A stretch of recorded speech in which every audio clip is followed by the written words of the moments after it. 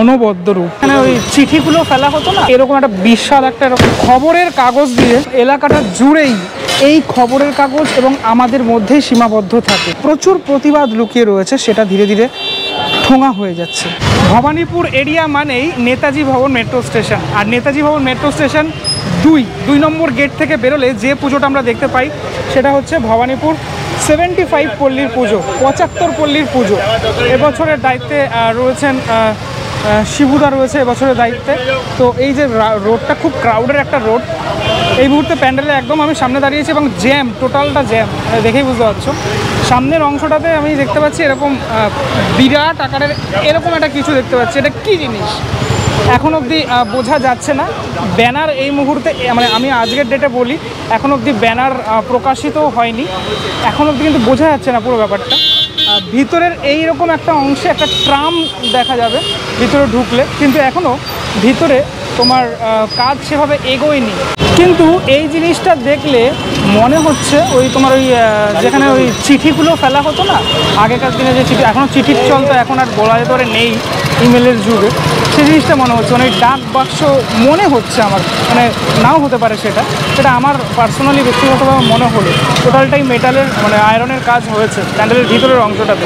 তার ঠিক পাশে এই দেখো একটা ট্রাম হয়েছে, মানে বিরাট বড় একটা ট্রাম। ট্রামটা যতটুকু এখান থেকে দেখানোর চেষ্টা করি, এটা অনেকটা এক্সটেন্ড হয়েছে ট্রামটা, দেখা যাবে মণ্ডপের ভিতরে ঢুকলেই।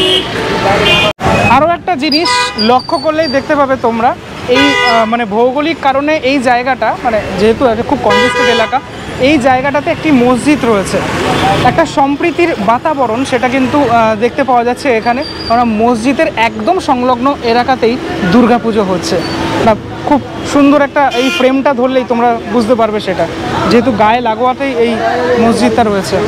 এই টোটাল রোড জুড়ে, মানে রাস্তায় যে এই কাজগুলো হয়েছে, মানে এখানে সব অনেক মেটালের কাজ রয়েছে, পুরো রাস্তাটা জুড়ে এইভাবে সেজে উঠছে। রাস্তার এই ওপরের অংশ থেকে আমি একটু তোমাদেরকে দেখাই, এই যে ট্রামটা যেটা দেখাচ্ছিলাম, সেই ট্রামের তোমার জানলা টানলা সব কিছু কিন্তু রয়েছে এখানে। আর এটা হচ্ছে ওদের প্যান্ডেলের এন্ট্রি গেট। ভিতরে এখনও অবধি অনেকটাই কাজ বাকি রয়েছে আমি দেখতে পাচ্ছি। ভবানীপুর 75 পল্লী ঘুরে এখন আমার গন্তব্য হচ্ছে চক্রবেড়িয়া সার্বজনীন। চক্রবেড়িয়া খুব নামকরা একটা পুজো, খুব বিখ্যাত পুজো, প্রতি বছর বেশ সুন্দর উপহার দেয় আমাদের। চক্রবেড়িয়ার এবছরের যে মানে ব্যানার সেটা এখানে রয়েছে, এই আমি তোমাদেরকে দেখাই একটুখানি কাছ থেকে। এই হচ্ছে এবছরের ব্যানারে লেখা রয়েছে নির্বাক। আর আমাদের ঠোঁটের কাজটা, মানে যেখানে আমরা কথা বলি মুখে, সেখানে সেলাই করা রয়েছে, সুতো সেটা দেখতে পাওয়া যাচ্ছে। এটা খুব সুন্দর একটা এবছরের ভাবনা, ৭৯তম বর্ষের ভাবনা, সমগ্র পরিকল্পনা এবং মাতৃরূপে মানস দাস, আবহ পরিকল্পনায় দীপময় দাস এবং আলোতে রয়েছেন প্রেমন্দি বিকাশ চাকি। প্রথমেই বলে দিই, ওই যে তোমাদের ২ নম্বর থেকে নামলাম আমি, মানে নেতাজি ভবন মেট্রো স্টেশন থেকে ২ নম্বর থেকে নেমে ওই দিকে দেখলাম ৭৫ পল্লী, আর এইদিকে রাস্তা পার করলেই যোগুবাবুর বাজার থেকে সোজা চলে আসলেই চক্রবেড়িয়া সার্বজনীন দেখতে পাওয়া যায়। প্যান্ডেলের একদম সামনের অংশটা এই মুহূর্তে দাঁড়িয়ে রয়েছে এইরকম অবস্থাতে, যেখানে দেখা যাচ্ছে যে টিনের একটা এরকম ছাউনি দেওয়া রয়েছে। এই অংশগুলোতে মেটালের প্রচুর কাজ, চারিদিকটাতে মেটালের কাজ রয়েছে। আমি ধীরে ধীরে মণ্ডপের ভিতরের অংশটাতে ঢুকে যাব। এখানে পুরোপুরি এখন এই যে কাজটা সেটা চলছে, মানে যেখান থেকে দর্শনার্থীরা প্রবেশ করবেন। এই সেকশানে চলে আসলেই প্রথমে আমরা যেটা দেখতে পাচ্ছি সেটা হচ্ছে এরকম একটা জায়গা, মানে প্যান্ডেলে ঢোকার যে মুখটা বা ঢোকার যে গেটটা, সেই গেটটা এরকম পুরোপুরি তোমার আয়রন দিয়ে করা এই অংশটুকু। লাস্ট ইয়ার যখন এসেছিলাম তখনও বেশ সুন্দর হয়েছিল কাজটা। এবছরের কাজের যে ভাবনাটা সেটা তোমাদেরকে বললাম, সেটা ভীষণই একটা সুন্দর ভাবনা, একটা বাস্তব ভাবনা। কেন বাস্তব ভাবনা সেটা আমি আসবো, ধীরে ধীরে আসবো। এখানে এই সেকশনটাতে আমি দেখতে পাচ্ছি এরকম একটা বিশাল একটা এরকম স্ট্রাকচার, মাঝের অংশটা এরকম সার্কেল রয়েছে এবং এই জায়গাগুলো পুরোপুরি এরকমটা চৌকো চৌকো রয়েছে।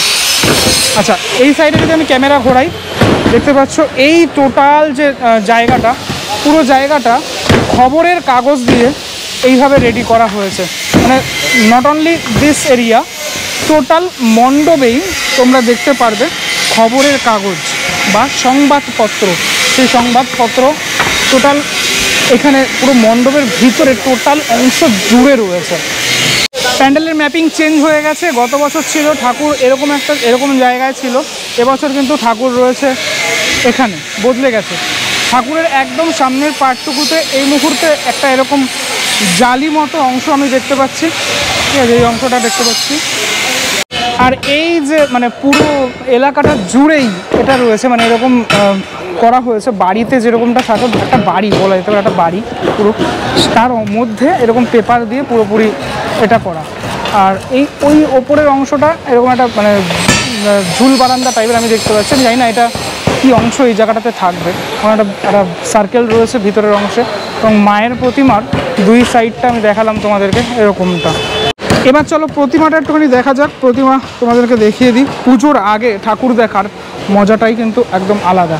বাহ, চক্রবেড়িয়ার এবারের ঠাকুর, মানে গতবারের ঠাকুরও দেখেছিলাম, দারুণ একটা ঠাকুর ছিল। এবছরের ঠাকুর কিন্তু অসাধারণ। সিংহ একদম মানে হিংস্রভাবে তেড়ে আসছে এই অসুরের দিকে, সেই জিনিসটা লক্ষ্য করছি, এবং অসুর ভয় পেয়ে গেছে, ভীত অসুর। এবং মা দুর্গা তার যে রূপটা, অনবদ্য রূপ, ঠিক আছে। এখানে কিন্তু মায়ের শাড়ি থেকে শুরু করে এই যে গলার হার সবটাই মানে পুরোপুরি মাটি দিয়ে তৈরি, এবং হাতগুলো কিভাবে রয়েছে, কিভাবে কোন ডাইমেনশনটা কীরকমটা রয়েছে সেটা তুমি দেখেই বুঝতে পারছো। বিশেষ করে মায়ের পিছনের অংশটা যদি ফলো করো, এই অংশটা সেটা কিভাবে তৈরি করা হয়েছে দেখলেই বোঝা যাচ্ছে। মানে চালির যে অংশটা সেটা কিন্তু দারুণ লাগলো আমার দেখে, এবং মায়ের মুখটাও ভীষণ সুন্দর।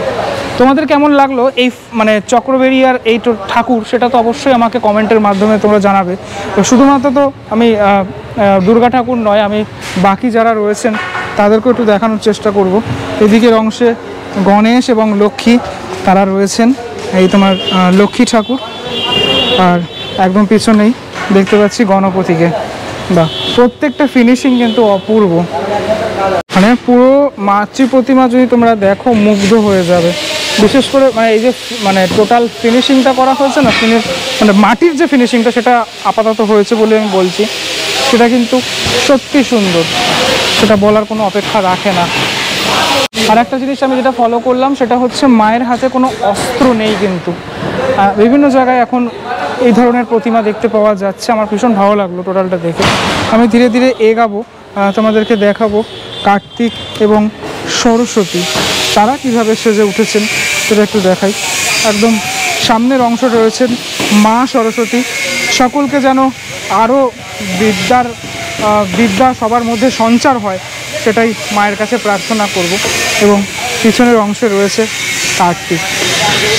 হালকা করে একটুখানি বলি নির্বাকের অর্থ কিছুটা।